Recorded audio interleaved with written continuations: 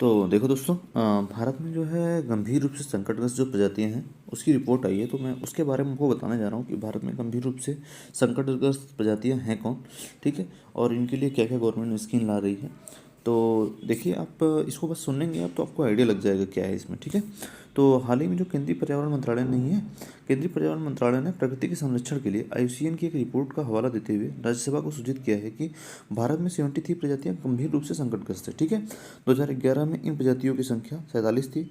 इसमें स्तनधारियों की संख्या 9 प्रजातियां, 18 पक्षी, 26 सरीसृप और 20 प्रजातियां उभयचरों की शामिल है। ठीक है।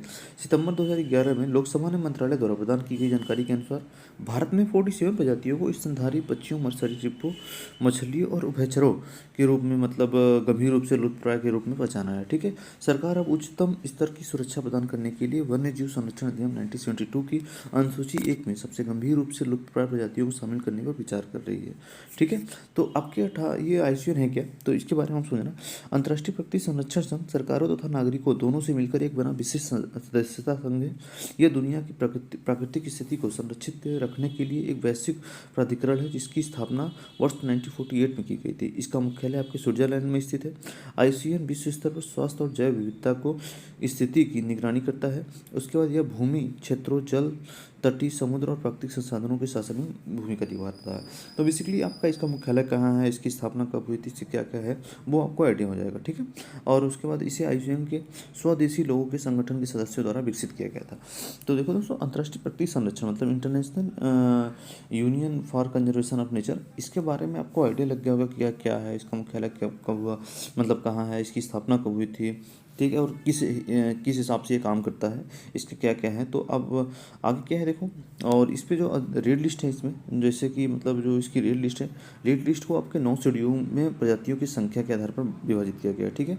तो अद्यतन या अपडेट की गई रेड लिस्ट के अनुसार प्रजातियों के स्तर पर वैश्विक सुधार के बावजूद उच्च जोखिम वाली प्रजातियों की संख्या लगातार बढ़ रही है। ठीक है। 80 वन्य प्रजातियां विलुप्त हो चुकी हैं। उसके बाद 8,404 गंभीर रूप से संकटग्रस्त हैं, 16,647 संकटग्रस्त, 15,492 सुभेद प्रजातियों में शामिल है तथा 8,127 प्रजातियों के भविष्य पर खतरा है। तो ये आपको क्या करना है इसमें कि आपको पूरा डेटा उतना वो नहीं है, बट मोटी मोटा आपको आइडिया होना चाहिए। ठीक है दोस्तों।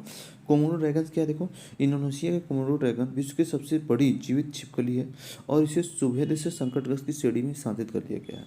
कोमोडो ड्रैगन्स क्या है, आपके विश्व की सबसे बड़ी जीवित छिपकली है जो कि इंडोनेशिया में पाई जाती है। तो ये आपका जो है क्या हुआ है, इसमें क्या है, सुभेदर से आपके संकटग्रस्त में शामिल हो गया है। ठीक है। इस प्रजाति पर जलवायु परिवर्तन के प्रभाव देखे गए हैं। समुद्र के बढ़ते जल स्तर के साथ अगले 45 वर्षों में प्रजातियों के आवास में कम से कम 30% की कमी की संख्या है।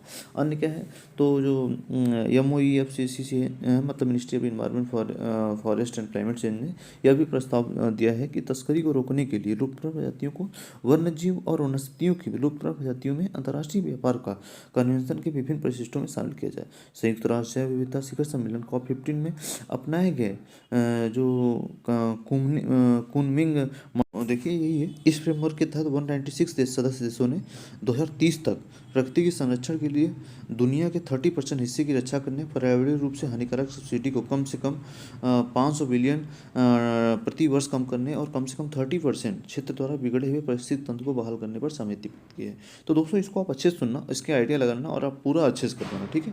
याद